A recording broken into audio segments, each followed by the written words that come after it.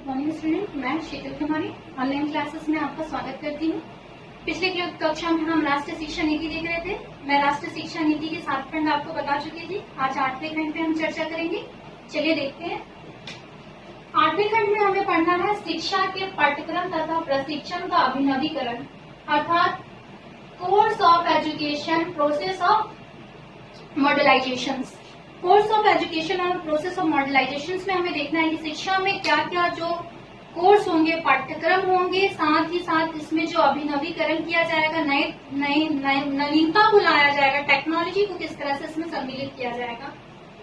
तो इसमें पहला है सांस्कृतिक विषय बिंदु। शिक्षा की इस खंड में पहला बात की गई है कि सांस्कृतिक विषय बिंदु जो हमारे जो संस्कृति से जुड़ी आ रही है उन सबको सम्मिलित करना है शिक्षा की नई नीति के तहत। बच्चों का सौंदर्यकरण, संगीत तथा परिस्तरण के प्रति संवेदनशीलता।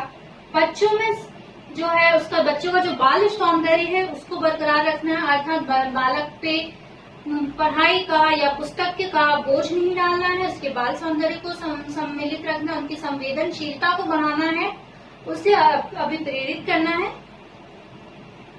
सार्वभौमिक मूल्यों का विकास तथा 1968 में दी गई भाषा का संदर्भ लागू कराना। सार्वभौमिक मूल्य अर्थात जो हमारे शिक्षा में जो हमारे मूल्य हैं उनका सार्वभौमिक विकास करना, अर्थात शिक्षा के द्वारा छात्र का नैतिक विकास करना, आध्यात्मिक विकास करना, सांस्कृतिक विकास करना, राष्ट्र के प्रति उसमें राष्ट्र प्रेम जागृत करना। तो जो हमारे जो मूल्य हैं उन सभी मूल्यों को, सार्वभौमिक मूल्यों को विकसित करना। साथ ही साथ 1968 में जो दी गई है भाषा, जिसमें त्रिभाषा सूत्र की बात की गई है, उसे भी लागू करना। पुस्तक की गुणवत्ता व सुधार, पाठ्य क्षमता का विकास, सृजनात्मक लेखन को प्रोत्साहन करना। इसमें बोला गया कि पुस्तक है जो उसमें सुधार लाना, उनकी गुणवत्ता को बढ़ाना है, अर्थात जो पुस्तक की में किस तरह से सहज तरीके से सभी चीजों को सम्मिलित करना है, नवीनता के साथ साथ जो हमारी सांस्कृतिक चीजें उन सबको, इतिहास को भी सम्मिलित करना है, इसमें सुधार लाना है। साथ ही साथ पठन क्षमता का विकास करना, छात्रों में पठन क्षमता का विकास करना, इसके लिए शैक्षण की नई नई तकनीकों का उपयोग करना, ऐसे विषय बिंदु को तैयार करना कि साथ जो छात्र है उसे पढ़ने में रुचि ले, जिससे उसका क्षमता का विकास हो। और सृजनात्मकता लेखन को विकसित करना, मतलब ऐसी लेखन प्रक्रिया को विकसित करना जो सृजनात्मक हो, अर्थात नवीनता हो, छात्रों से कुछ खोजे, उसमें क्रिएटिविटी हो, वो अलग हो और समय की परिस्थितियों के अनुरूप हो। उपयोगी सूचना का प्रसार, शिक्षकों का प्रशिक्षण, शैक्षिक प्रौद्योगिकी का प्रयोग। जो शिक्षा से संबंधित उपयोगी सूचना उनका प्रसार विद्यालय प्रशासन में किया जाए, कक्षा कक्ष में किया जाए, जिस तरह से आजकल की जाती है। बहुत सारे सरकारी विद्यालय में आज हमने देखा है कि जो महत्वपूर्ण सूचनाएं उनका प्रसारण विद्यालय में कक्षा कक्ष में की जाती है, जिससे छात्र भी उससे अवगत हो सकते हैं।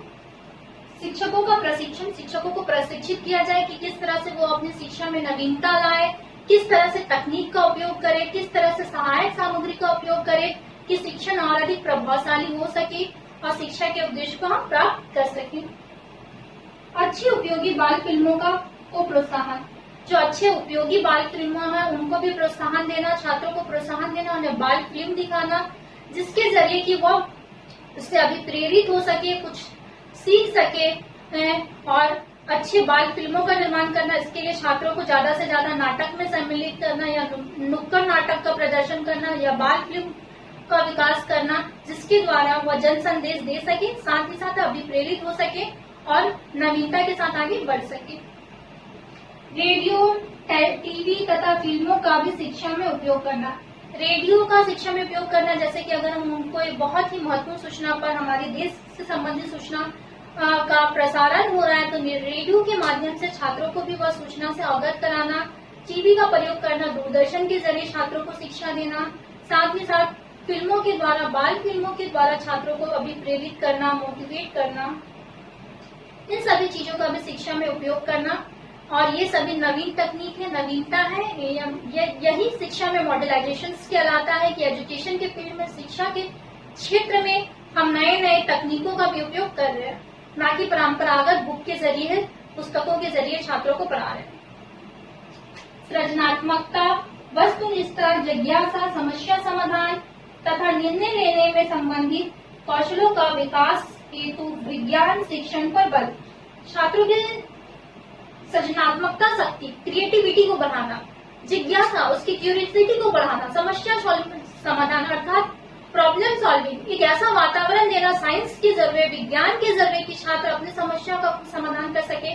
जैसे कि जब वो साइंस लैब में जाते हैं तब वो क्या उनके सामने एक समस्या होती है जिसका वह स्वयं समाधान करते हैं और वह स्वयं सीखते हैं और अनुभव प्राप्त करते हैं। तो इस तरह का अनुभव उन पर प्रत्यक्ष रूप से प्रभाव डालता है और वह तथ्यों को सही प्रकार से सीख पाते हैं। तो विज्ञान के द्वारा, अनुसंधान के द्वारा ये सभी चीजें संभव है।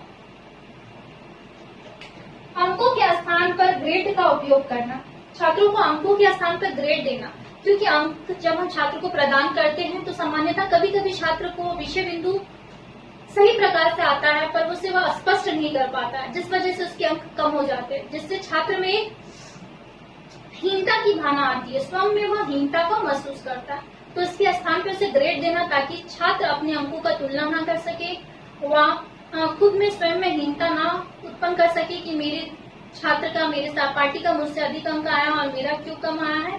तो इसके स्थान पर ग्रेड देना ताकि सभी छात्र ग्रेड पर सामान्य तौर पे हो, ग्रेड का उपयोग किया जाए और छात्र इससे हीनता की भावना को खुद के अंदर ना रहे।